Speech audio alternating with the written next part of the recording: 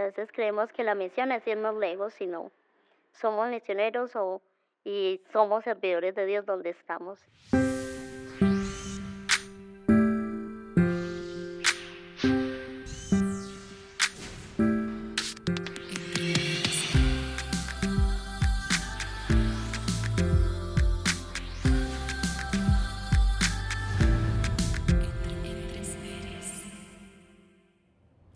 Hola, bienvenidas a un nuevo episodio de Entre Mujeres. Hoy tenemos una locación diferente, hoy vinimos de viaje y estamos muy afortunadas de estar en este lugar. Estamos en Granada, muchas de las mujeres que hemos tenido son de acá, así que estamos muy contentas también de tenerles una nueva invitada para este episodio. Claro que sí, estamos súper felices de estar aquí.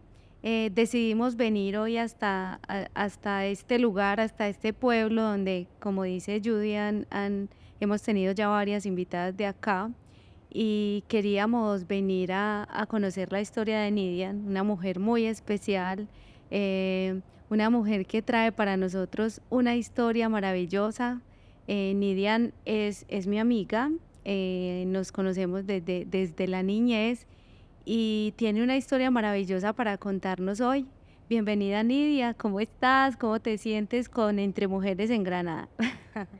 Muy, muy bendecida. Muchas gracias por esta invitación, amigas. De verdad que es un regalo que estén aquí y poder recibirlas aquí en este lugar tan especial. Sé que para Nancy, tanto como para mí, porque es nuestro lugar de nacimiento y donde, bueno, donde vivimos nuestra juventud, nuestros años de colegio Nuestros años maravillosos. maravillosos.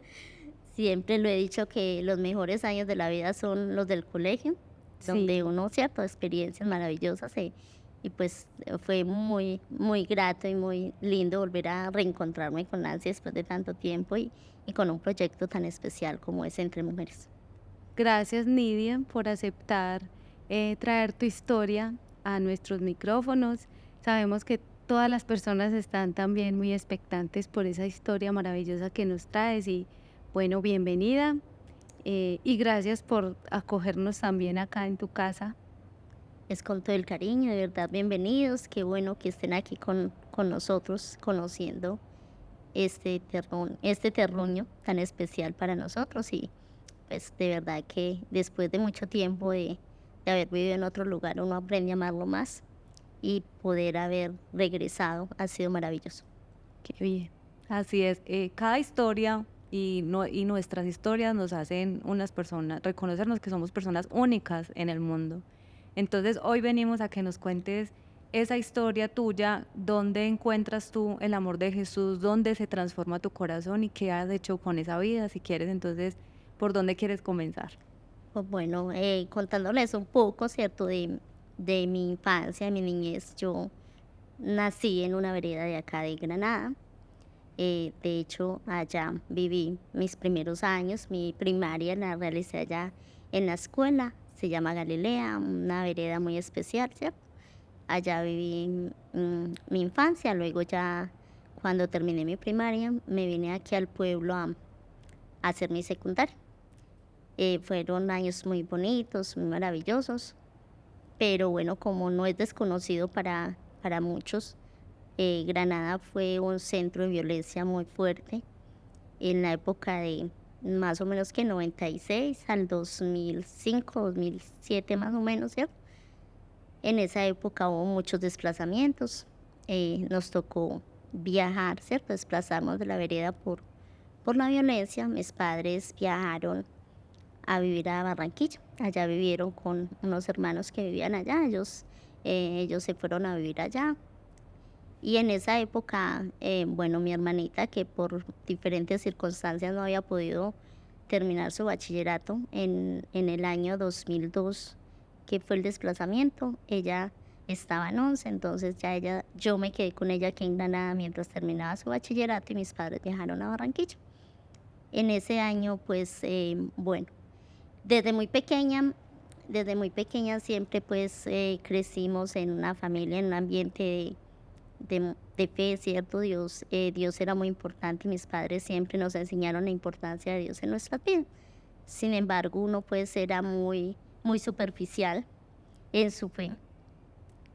Entonces, ya estando aquí con mi hermana sola, sentí como el deseo, la inquietud de consagrarme a Dios y viví una experiencia en una comunidad religiosa. Allí viví una experiencia de 8 años. ¿Qué es una comunidad religiosa? Bueno, es una comunidad religiosa, es un lugar donde mujeres que deciden consagrarse a Dios, renuncian a tener un hogar, a tener unos hijos, se consagran a Dios para hacer misión y servirle a los demás, ¿cierto? Para consagrar es el servicio, consagrar su vida al servicio de Dios y a evangelizar. ¿Y cómo tomaste la decisión de entregar tu vida al servicio del Señor a través de esa comunidad? Pues la verdad, pues era algo muy extraño porque pues de hecho en mis tiempos de juventud, de colegio, pues era algo que como que no me llamaba la atención. Después de haber terminado el bachillerato, me fui a vivir nuevamente a la vereda. Allí viví 3 años y estando allí quise comenzar una experiencia como catequista allá en la vereda. Y estando como catequista sentí esa inquietud vocacional de consagrarme a Dios. Y pues fue algo muy extraño porque de pronto yo nunca había oído hablar de la comunidad donde estuve, o bueno, no la conocía, más bien había oído hablar muy poco. Pero desde que yo sentí la inquietud vocacional siempre quise ir a esa comunidad que era las Siervas del Divino Espíritu. ¿Y cuál era como el enfoque de esta comunidad? El enfoque de esta comunidad es trabajar con la misión y la renovación carismática. O sea, misionera. Misioneras, sí. Sí. De hecho, la comunidad fue fundada por Monseñor Alfonso Uribe Jaramillo, un obispo que fue muy, muy carismático y muy importante aquí en la diócesis. Entonces, pues bueno, no conocía mucho la renovación en ese entonces, pero era una inquietud que nunca supe, o bueno, sé que fue el Espíritu Santo el que me la puso porque pues o no conocía la comunidad ni sabía, es más, no sabía cuál era su carisma en sí. Cuando llegué allá para mí fue un impacto muy grande, ¿cierto? Porque de pronto no conocía mucho de este campo de la renovación, entonces para mí era algo como muy sorpresivo, que al principio para mí parecía como algo de locos, ¿cierto? Pero sin embargo ya empecé a conocer y me fui enamorando de todo esto y sobre todo la misión, el trabajo con la gente, con los niños. Nosotros nos dedicamos mucho, pues en la comunidad se dedica mucho a la visita de hogares, al seguimiento a la consejería, al apoyo a la oración espiritual, a la espiritualidad con las familias. Entonces eso ya me fue como impactando y enamorando mucho de todo ese trabajo. ¿Y por qué ya no estás en la comunidad o haces parte de la comunidad, pero no estás como consagrada ahí o no vives con ellas? ¿Qué pasó ahí? Cuéntanos esa historia. Bueno, resulta que, bueno, en las comunidades religiosas se vive el proceso de postulantado y noviciado, ¿cierto? Que es el conocimiento de la comunidad. Y yo realicé todo este proceso, ya estaba preparada para hacer mi profesión religiosa, que es ya cuando se recibe el hábito. Pero en ese entonces, bueno, Dios, como yo lo he dicho, ¿cierto? A veces de aparentes injusticias, Dios se vale para ponerlo a uno donde Él lo necesita. Entonces resulta que pues a mí me dio una enfermedad que en mis rodillas, desgaste de rodillas, artrosis. Entonces como la comunidad por el trabajo que realiza se necesita muy buena salud, ¿cierto? Porque se dedica mucho a caminar, al trabajo. Son misioneros. Son misioneros. Entonces esto se convirtió en un impedimento para que yo pudiera hacer mi profesión religiosa.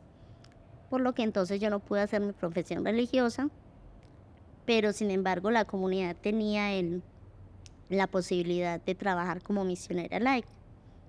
Entonces me ofrecieron esa posibilidad y continué con la comunidad otros 4 años como misionera laica. Sin embargo, ya en un proceso de discernimiento, de oración, ¿cierto? De mucha oración y de mucho discernimiento, yo comprendí que para servirle a Dios no necesitaba estar allí. Entonces fue cuando tomé la decisión de que iba a regresar, digamos, entre comillas, al mundo, ¿cierto? Sí, Sí. a la vida normal. A la vida normal, a la vida normal. Entonces volví, Pero Eh, yo quiero preguntarte algo, Nidia, antes. Eh, ¿Cómo fue ese proceso? O sea, ¿cómo te sentiste? ¿Para ti fue frustrante? ¿Lo aceptaste? Pues como dijiste, ah, listo, no hay problema. ¿Qué pasó ahí? bueno, resulta que cuando a mí me dieron el diagnóstico de la artrosis, yo era consciente que eso podía ser un impedimento para mí. Sin embargo, guardaba la ilusión, la esperanza de que pues, si Dios me necesitaba, seguro que lo iba a hacer. Bueno, entonces, de pronto cuando a mí me dieron la noticia, en el momento lo tomé bien. Sin embargo, después recuerdo que cuando a mí me dijeron que no podía recibir mi profesión religiosa, yo en ese momento lo tomé con mucha calma. Igual yo le había dicho mucho a Dios que en la decisión que tomara la comunidad, yo iba a ver su voluntad. Sin embargo, no es fácil porque cuando ya de pronto como que cuando yo asumí lo que me habían dicho, yo recuerdo que yo me fui al Santísimo, allí me arrodillé y en ese momento fue como que yo asimilé lo que me habían dicho. Lloré mucho, sí lloré mucho, de hecho hubo momentos, tuve la oportunidad porque pues como novicia anualmente hacíamos un retiro de una semana y justo a los poquitos días de que me dieron la noticia iba a hacer el retiro de novicios. Mi maestra me dijo, Nea, antes de que te vayas, quiero que vivas el retiro, el último retiro de novicios. Y pues yo recuerdo que en ese retiro yo pues lloré mucho, hice pues cierto, y yo le decía mucho a Dios que me sentía como novia plantada en la puerta de la iglesia. Debe ser muy difícil. Sí, sin embargo fue un proceso, recuerdo que conmigo habían dos compañeras. Cuando yo me fui para mi casa, recuerdo que una de ellas me dijo que quería que yo estuviera en su profesión religiosa. Para mí eso era muy difícil, ¿cierto? Sin embargo, Dios me llevó, estuve en esa profesión religiosa, pero Dios me llevó allá para sanar. Sí. Dios me llevó allá para sanarme porque recuerdo que yo el día de la profesión, yo venía de Barranquilla, ¿Era en qué lugar? en La Ceja. Ah, acá Yo venía a Barranquilla cuando yo llegué a La Ceja, cuando yo llegué a La Ceja y cogí el taxi para subir a la casa. Yo iba en el taxi y yo dije, Dios mío, ¿yo qué estoy haciendo aquí? ¿Cierto? O sea, pues para mí era como algo. Y cuando yo llegué, justo mis compañeras estaban ensayando su ceremonia, su entrada y todo eso a la profesión en la capilla. Y yo dije, Dios mío, ¿qué es esto? ¿Cierto? Yo estaba. Pero fue algo muy bonito porque el sacerdote que presidió esta Eucaristía y esta profesión dijo palabras muy especiales que yo sentí que eran para mí. Y después me di cuenta que sí eran para mí. Entonces, él hablaba mucho del abrazo de Dios, cómo Dios nos abrazaba en ese momento, cómo Dios estaba llenando nuestro corazón de su amor y su abrazo venía a fortalecernos, ¿cierto? Entonces fue algo muy. Durante toda la Eucaristía yo tenía un taco en mi garganta, pero no podía llorar. En el momento de No la paz, querías, o sea, no no querías que era nadie capaz, te... Ah, no bueno. era capaz, ¿cierto? Entonces, en el momento en que de la paz en la Eucaristía hay un momento en que se da el abrazo de la paz, el sacerdote se bajó, le dio su abrazo de paz a las dos hermanas que estaban profesando y se fue directamente donde estaba yo. A nadie más le dio la paz. Y ese fue la primera vez, puedo decir que es la primera vez que sentí el abrazo de Dios. Ay, mami. Sentí el abrazo de Dios, fue algo muy especial y por eso digo sí, el haber ido a esa celebración, a esa ceremonia, fue una forma de Dios sanar. Qué bonita esa historia. Y entonces después de eso, ahí sí continúanos contando por qué dices que, por qué te diste cuenta que cuando Dios no lo saca a uno de un lugar es porque tiene otro lugar más especial. Exacto, porque bueno, yo después de mucho tiempo de oración, de discernimiento, decidí que no, que yo para servirle a Dios podía estar afuera, pues fuera de la comunidad y que allí podía servirle a Dios. Yo siempre le pedí a Dios la gracia de no salir con heridas de ese lugar. Para mí, de hecho, la comunidad sigue siendo muy especial para mí y siempre lo he hecho. Es el lugar donde experimenté el amor de Dios, ¿cierto? Porque a pesar de que mis padres siempre nos enfocaron y nos llevaron por ese camino, fue allí donde verdaderamente yo experimenté el amor de Dios y conocí a Dios verdaderamente. Ya cuando yo me salí, mi proyecto era de pronto no quedarme con mi familia, sino, ¿cierto? Irse Sino como a irme misión a como otro a lado. buscar otras cosas, ¿cierto? Pero ahí es donde yo digo, Dios lo pone a uno donde lo necesita. Cuando yo llegué, bueno, yo me retiré en el 2011. Cuando yo regresé a mi casa, a Barranquilla, bueno, yo en ese 2011 estuve en Cali con mi hermano, después me fui a Barranquilla a estar con mis papás unos días para después irme, porque tenía el proyecto de irme con una amiga al Guaviare, que Hacer misión. fue mi último lugar de misión, fue algo muy especial allí y de pronto no era tanto como hacer misión, pero sí como a estar allí, ¿cierto? Como estabilizarme así, digámoslo así. Ujú. Pero resulta que justo el día, yo recuerdo que yo llegué a Barranquilla un 24 de diciembre del 2011 y pues claro, yo iba emocionada porque ya eran 8 años que yo no pasaba con mi familia una Navidad. Pero bueno, las cosas de Dios. Llegué y encontré a mi hermana enferma. A las 12 de la noche me tocó irme con ella para la clínica. Amanecimos 25 de diciembre en la clínica. Y bueno, gloria a Dios, esta fue la Navidad. Em, y a partir de ahí empezaron muchas cosas en mi casa. Mi hermana enferma, mi papá se enfermó, mi mamá se enfermó. Entonces, pues ya prácticamente a mí me tocó estar ahí con ellos, pendiente de todo. Entonces, pues eso era. Entonces, resulta, pues, y con el sacerdote que les cuento que hizo la celebración, él había sido mi director espiritual y me ayudó muchísimo en ese proceso de aceptar. Y él también es muy misionero.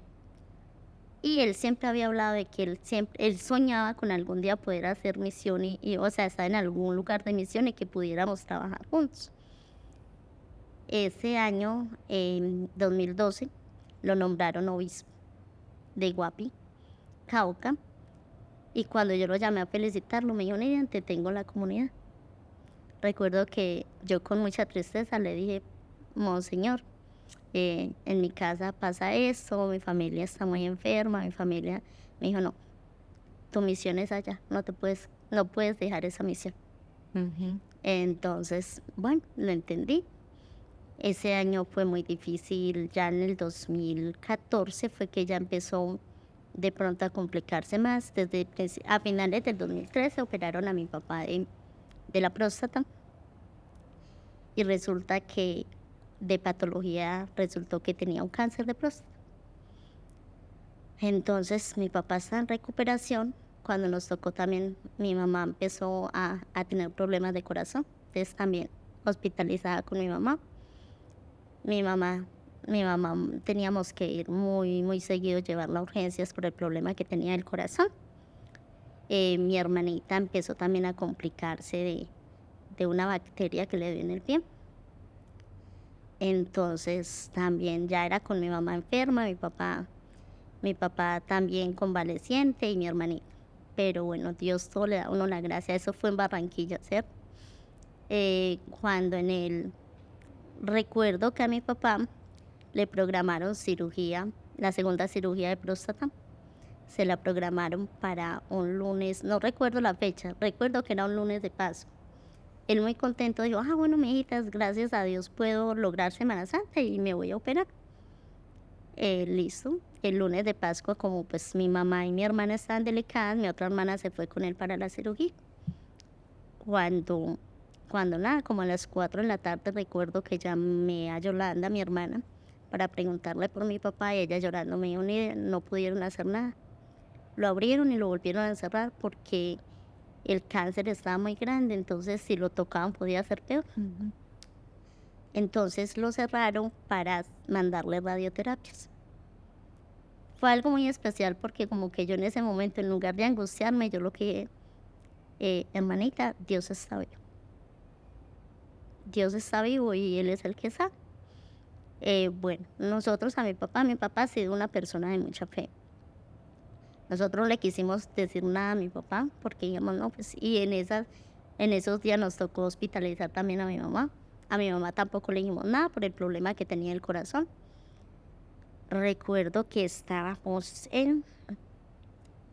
yo en la clínica con mi mamá cuando me llamó mi hermana y me dijo, Nidian, mi papá ya se dio cuenta. ¿Pero cómo? No, se puso a leer todos esos papeles y se dio cuenta de que... Pero después él nos contaba que era porque pues en la primera cirugía él le dolía mucho por dentro para sentarse. En cambio en esta sí le dolía obvio la cirugía, pero él no sentía nada por dentro. Entonces decía, ¿por qué? Entonces él puso a leer su historia y se dio cuenta que era que no le habían hecho nada, no le habían sacado nada. Y yo le dije, ¿qué digo? No, mía, él más bien nos dio fuerza. Él dijo, pues mijita, si Dios me necesita ya, pues porque ya cumplí la misión. Entonces, bueno, fue algo muy especial porque mi papá hizo 36 radioterapias. Bueno, las cosas con la salud de mi familia fueron muy, muy complicadas en ese año. Mi papá estaba en proceso de radioterapias, mi mamá salió de la clínica y nos tocó hospitalizar a mi hermanita, que estuvo prácticamente 2 meses en la clínica por la bacteria. Llegó al punto de que era o amputación de pie o dejarla morir. Fue un ¿Cuántos proceso. años tenía tu hermana? En ese entonces mi hermanita tenía 47, 48, pero ya ella tenía muchos problemas desde muy joven. Ella ha sufrido artritis, Ujú. que por eso fue que se le dificultó más y le tocó terminar su bachillerato ya mayor. De hecho, estudió con Nancy también. Sí. Entonces, bueno, era amputación de pie o dejarla morir, porque pues ya no había forma de controlar la bacteria. Para mi mamá fue muy difícil. Ella decía que no, que ella no iba a resistir esa cirugía, que era muy difícil, que para verla sufrir tanto que había sufrido, pues prácticamente en mi casa nadie quería que la amputaran el pie. Recuerdo que estábamos en todo ese dilema, en todo ese problema. Prácticamente la única que estaba como de acuerdo en que la amputaran el pie era yo, pero porque yo decía, bueno, sí, para Dios no hay nada imposible. Entonces recuerdo que ya nos habían dicho que había que amputar el pie sí o sí, porque ya no había forma de estabilizarla. Y estábamos, cuando mi hermana llegó con una carta para que firmaran que no amputaban el pie, la firmaron mi mamá, mi hermana, porque ya ella estaba en UCI, ella no tenía conciencia, no podía decidirlo. Mi hermana, mi hermano que vivía con nosotros, y mi papá la firmaron. Cuando me dijeron que firmara, yo dije, no, yo no estoy de acuerdo con eso. Pero ¿cómo así? Mire ella cómo está, me decían. Entonces, no, porque no dejarle amputar el pie es como ponerle eutanasia. Claro. ¿Cómo así? Al único que entendió eso fue mi papá. Él me miró, ¿cómo así? Sí, porque si ella se muere amputándole en el pie, hay voluntad de Dios. Pero si nosotros no dejamos que la amputen el pie, sabemos cómo va a terminar. Igual la doctora nos había dicho que el dolor que ella sentía, porque ella no nada le calmaba el dolor que ella sentía iba a terminar sintiéndolo en todo el cuerpo hasta que ya el dolor se iba a morir. Con todo esto entonces ya fuimos a la clínica, hablamos, la doctora le explicó a mi papá, entonces mi papá dijo, no tengan en cuenta esa carta, no, ya tienen que sacar otra donde autoricen y firmen las mismas personas. Entonces eso lo hicimos al otro día, fuimos, la llevamos y claro, a mi hermana la entraron a cirugía con taquicardia, presión alta, insuficiencia respiratoria. Nadie va a salir de una cirugía así. Un milagro grandísimo porque no, nadie esperaba que ella superara esa cirugía. A los 10 días le dieron de alta de la clínica. Bueno, ya después al otro año nos vinimos para acá, para Granada nuevamente. Estando aquí ya mi mamá se complicó más del corazón. Y entonces también ya me tocó estar más pendiente de ella, correr para citas con ellas. Y pues mi mamá también terminó muy mal. A raíz del problema del corazón se le dañaron los pulmones, los riñones. Mi mamá sus últimos días prácticamente el líquido lo eliminaba por los pies. Donde ella ponía los pies dejaba el charco. Y era tanta la hinchazón de los pies que llegó el momento en que se le reventaron las canillas. Ujú. Bueno, de tanto que ella se le infectaron esas heridas, la última vez que la hospitalizaron, la dejaron pues por la infección que tenía y porque ya estaba pues muy mal. A los 15 días falleció en Río Negro.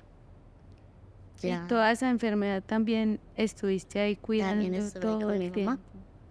También estuve con mi mamá. Fue algo, lo de mi papá también fue algo muy especial porque mi papá todavía aún vive. Y con las radioterapias, Con la radioterapia estuvo, no le tuvieron que volver a hacer cirugía. Pues está en controles, pues cierto, tiene que estar en controles, pero gracias a Dios hasta el momento está muy bien de lo del cáncer. Entonces, pues mi hermanita decía mucho cuando mi mamá falleció, pues que ella había estado muy mal y que nunca creía que iba a tener que enterrar a mi mamá. Entonces siempre ha sido, ya viene la época de la pandemia. mm, En plena pandemia también nos tocó un tiempo muy duro en mi familia, porque mi hermanita también otra vez se complicó del pie que tenía, del otro pie. del otro pie. Pero cuando mi papá está hospitalizado también, él tiene problemas de circulación y a raíz de los problemas de circulación, el dedo pequeño de un pie también se le engangrenó. Y también, entonces, en plena pandemia nos tocó hospitalizarlo. A él le hicieron una cirugía donde le pusieron una vena, como una vena postiza desde el abdomen hasta la ingle. Después, a los 8 días, le hicieron un examen y que no había servido, entonces había que amputar el pie Al Mm. papá. a mi papá. Entonces, recuerdo que uno de mis hermanos decía mucho, hasta que yo no vea que a mi papá lo sacan de allá sin pie, yo no creo que le van a amputar el pie, Dios es grande. Entonces, bueno, resulta que estábamos, pues Dios a nosotros nos ha hecho milagros maravillosos. Estábamos ya en el quirófano para amputar el pie de mi papá. Ya habíamos firmado papeles y listo ya para que lo entraran a amputar el pie. Cuando llegó el cirujano y dijo, yo le veo tan bien ese pie a don Tarcisio que yo quiero correr un riesgo. Y yo, ¿cuál doctor? Dijo, solo amputar el dedo. Dios, Ok. es un riesgo, mujer, porque lo más probable es que vamos a tener que volver a entrarlo a cirugía. Pero yo quiero correr ese riesgo. Y, ¿cómo, doctor? Pues eso es lo que le venimos pidiendo a Dios. Ujú. En serio, don Tarcisio, amputamos solo el dedo. Y le digo, mi papá, pues claro. Pues obvio. Entonces ahí mismo le dijo a la enfermera, hágame el favor y me cambia sus papeles porque yo no voy a amputar pie, solo voy a amputar el dedo. Cuando entonces me dice el doctor, me dijo mirándome, me dice, mujer, si nos equivocamos los dos. Recuerdo que yo le dije, pues doctor, si nos equivocamos los dos, pero no nos vamos a equivocar porque eso es obra de Dios. Y usted solo es un instrumento. Amén. Él se quedó mirándome y me dijo, yo también tengo fe. Se fue, a mi papá solo le amputaron el dedo y ahí está, gracias a Dios, con los Camina dos pies, normal. caminando normal. Qué bien. ¿Y eso cuánto hace? ¿Cuánto tiempo hace? Eso hace 4 años. Mm. Ahorita en junio hizo 4 años. Salió mi papá de la clínica y ya nos tocó hospitalizar a mi hermana. Otra vez. También el primer pie fue por pie diabético, el segundo pie por mala circulación, porque como ella está en sillita de ruedas, la quietud y eso. Entonces no tiene ninguno de los Entonces- pies ya. Entonces ya el hospital le amputaron el segundo pie. Pero ella ha sido una mujer muy valiente. Sí. Y Sí, tú pues. también. Sí. Tú también. Sí. O sea, uno la escucha y uno dice, sí, efectivamente, aunque como tú dices, como que ¿cómo fue que dijiste? Que parecía injusto. Ujú. La obra de Dios a veces parece injusta. Siento yo que tu primer ministerio siempre ha sido tu familia familia. y que también te diseñó con un corazón muy especial, porque no todos nacemos como con esa capacidad de tener ese cuidado hacia un enfermo. Yo te quiero hacer una pregunta como muy personal. Yo te he visto muy enfocada en tu familia, y pues obviamente ya con lo que nos cuentas que hiciste todo este proceso, ¿cierto? De consagrarte. Así que tú nunca tuviste un sueño de casarte, de tener hijos, o cómo fue eso. Pues claro, yo algún tiempo sí tuve ese sueño, ¿cierto?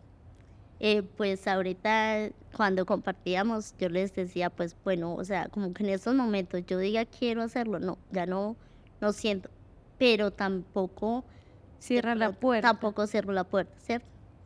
Sin embargo, la posibilidad, pues biológicamente ya posibilidad de tener hijos no voy a tener, porque también tuve que hacerme una cirugía por quistes de ovarios y miomas de útero. Ya estaba también muy mal, entonces tuvieron que sacarme. Y el tema de las rodillas, o sea, hace tantos años que salió de allá precisamente porque no podía hacer misión por el tema, pero has hecho misión todos esos años en tu familia. ¿Cómo ha sido ese proceso de esa enfermedad? De hecho, vuelvo, ahí vamos, Judy, a lo que decías ahorita y lo que dije yo al principio, ¿cierto? A veces parecía algo injusto, pero Dios. Es más, recuerdo que alguna de mis hermanas allá en la comunidad, cuando no recibí profesión, me dijo algo que a mí se me grabó mucho y que lo entendí después, ¿cierto? Ella me decía, no pregunte el por qué ni él estuvo aquí, pregunte el para qué. Y ese para qué no lo va a entender quizás ahora, se va a demorar quizás años para entender, pero va a llegar el día en que lo va a entender. Y sí, hoy en día lo digo, si Dios no me hubiera tenido allá, quizás no hubiera podido hacer lo que Dios me ha puesto a hacer con mi Mm. familia y Y con esa convicción de fe que en tu relato vemos una mujer aguerrida, una mujer que a pesar de que llega la enfermedad, ¿cierto? Tú siempre tienes como una visión diferente, de hecho a toda tu familia, siento yo que también es esa fe que algún día alimentaste de entregarte pues a esa intimidad, ¿no? Porque pues tú lo decías, cuando yo salí de allá volví al mundo real. Pues sí, volví, sí, porque es sí, que normalmente, y es algo con el que como seres humanos, seguidores de Jesús, luchamos mucho, y es el ruido, sí, ¿cierto? Porque pues todo el mundo va a opinar, todos tenemos derecho a opinar, no hay por qué no opinar, pero en cambio, mientras uno esté más concentrado, pues se agudiza mucho más ese oído ya espiritual y ese convencimiento de convicción de fe. Entonces, muy bonito tu relato. Creo que ahorita sigues siendo vocera, ¿cierto? Sigues ayudando en la iglesia, sigues evangelizando a las personas de ese Jesús. así es. De hecho, aquí en la parroquia eh, pues estamos en el ministerio de la catequesis, damos catequesis a los niños y a los jóvenes para prepararse a los sacramentos y también en estos momentos trabajo, bueno, más es un voluntariado que hacemos en una fundación que nació aquí, también en la época de la violencia, que es Fundación Casa del Niño y la Niña. Nació fruto de un grupo de oración que hay aquí desde hace mucho tiempo. Eh, y ha sido una fundación que ha ayudado mucho a los niños, ayudó mucho a los niños víctimas de la violencia en ese entonces. Ahora trabajamos con niños vulnerables, hijos de madres cabezas de hogar, que no tienen el apoyo de un papá, ¿cierto? En su gran mayoría.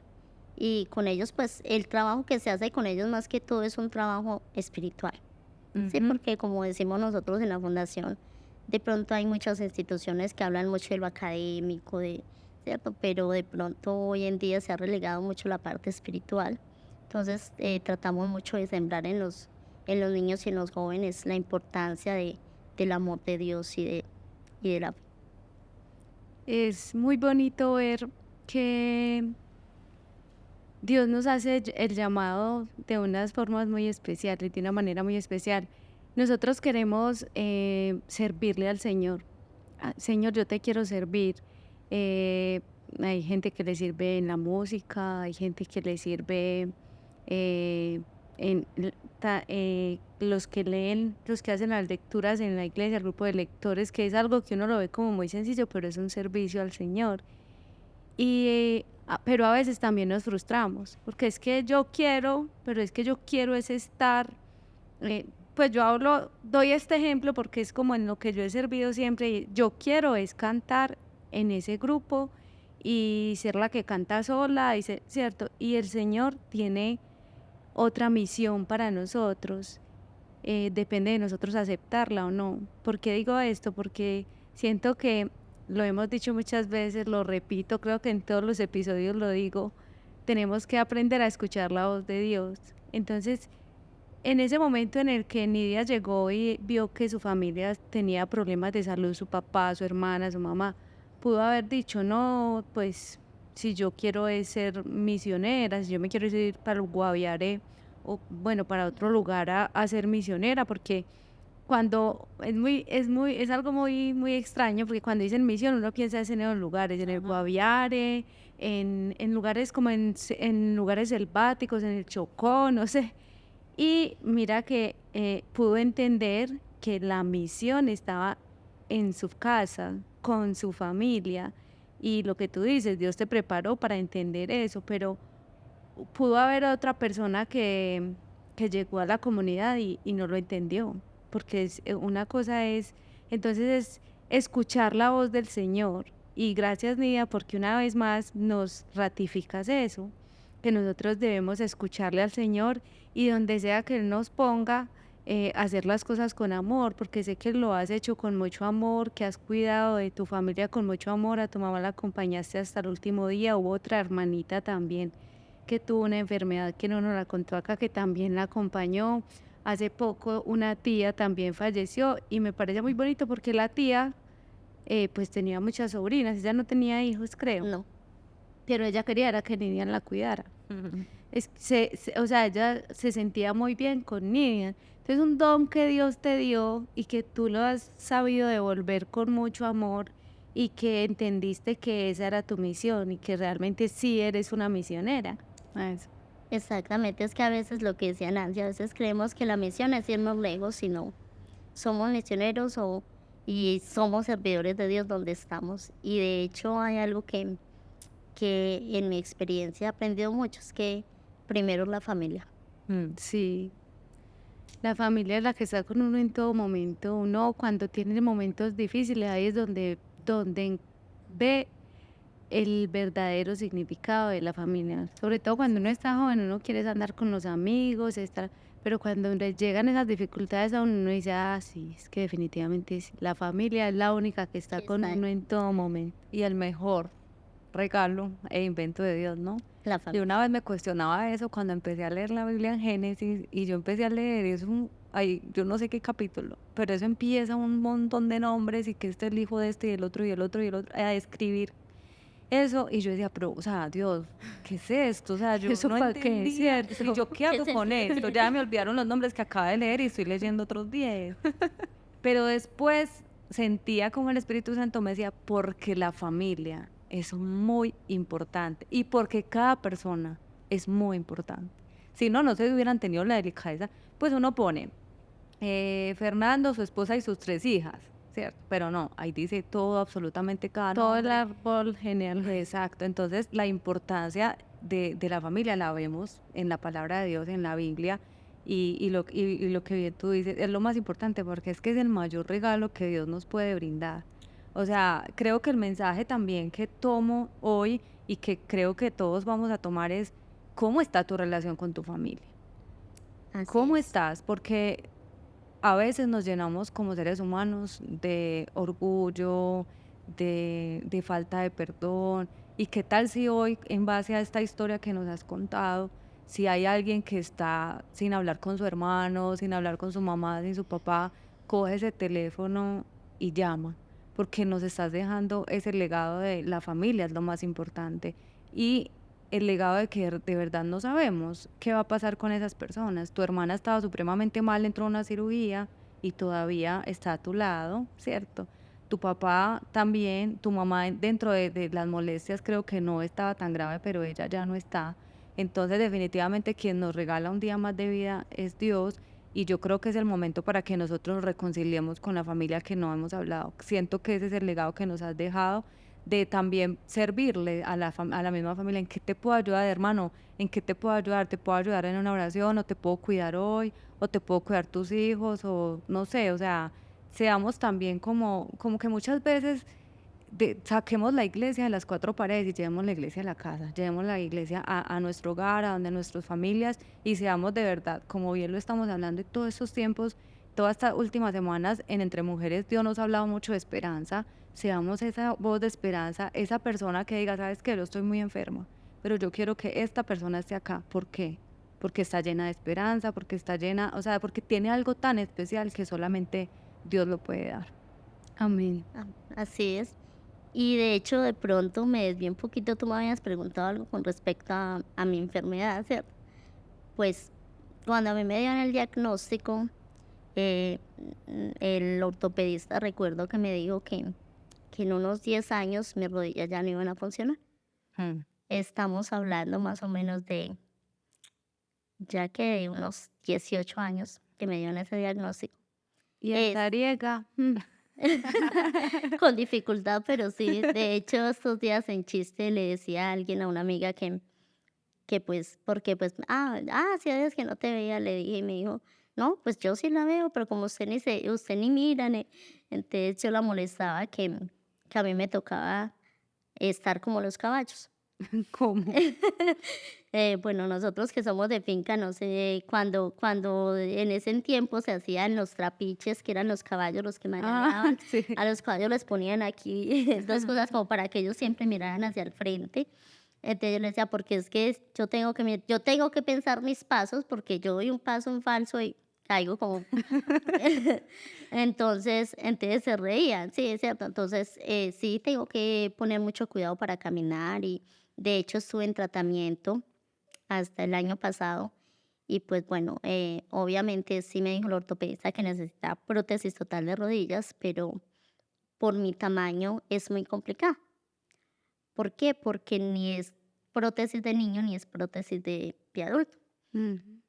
Sin embargo, yo siempre he dicho, mientras mis rodillas funcionen, me acostumbré, digámoslo, bueno, no sería como la palabra, pero no sé cómo definirla, em, aprendí a vivir con el dolor y con la enfermedad. Gracias a Dios, todavía es llevadera.